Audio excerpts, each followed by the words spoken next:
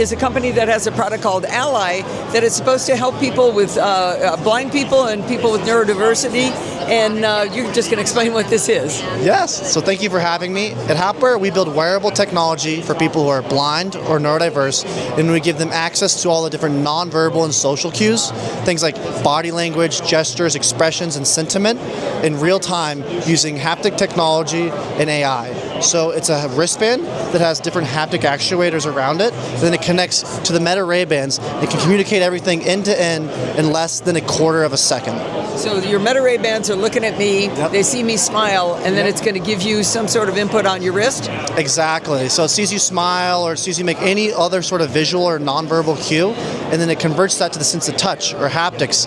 And we have demos right here if you want to feel the power of the haptic feedback, so you can see what I'm talking about when you get that real-time access. All right, I'm going to describe this as I'm doing it too, because I always tell people we do video, but pretend the whole audience is blind, so describe everything, yes. right? So first off, the ALEYE wristband, which is I'm going to put right here, if you want to get, this is a small, discrete, almost like a watch-like form factor.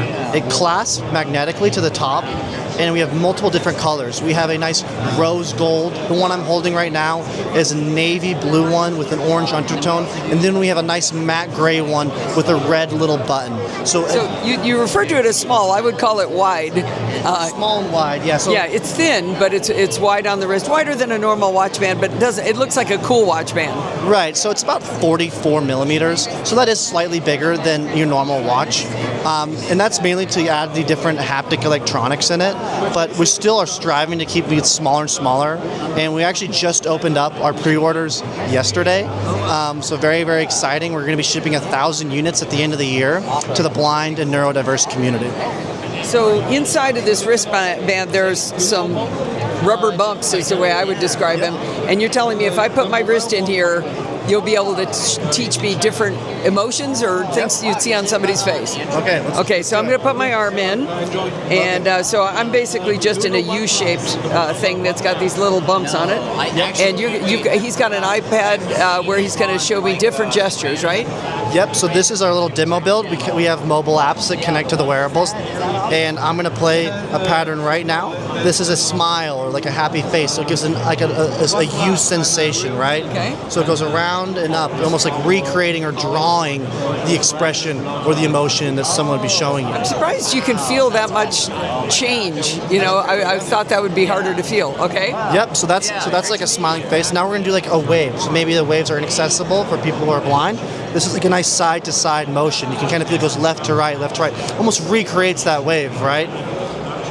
Maybe. How about eye roll? Eye roll. So we do have eye roll. We don't have a pattern for it right now. Oh, okay. But I do have things like brows furrowed and jaw drop. So here's like a jaw drop or like a surprise sensation. You can feel the patterns going up and down. But maybe you want to know when someone is walking away or turning away. We have patterns for that as well, which are playing. Maybe a head nod. Right? Head nod. That one's really distinct. Yeah, the head nod's really distinct. Yep, it's like an up and down. So do you have to train yourself, I would think, after a while to learn what does that mean? Yes, so we probably just played about 7 cues. We learned that you can learn about 7 cues in about 5 minutes. So it takes about 5 minutes to learn 7 cues. We have over 30 of them, but we say start with 7, start with the 7 that really, really matter to you, and then go from there. So for instance, our co-founder, Brian, he's part of the blind community.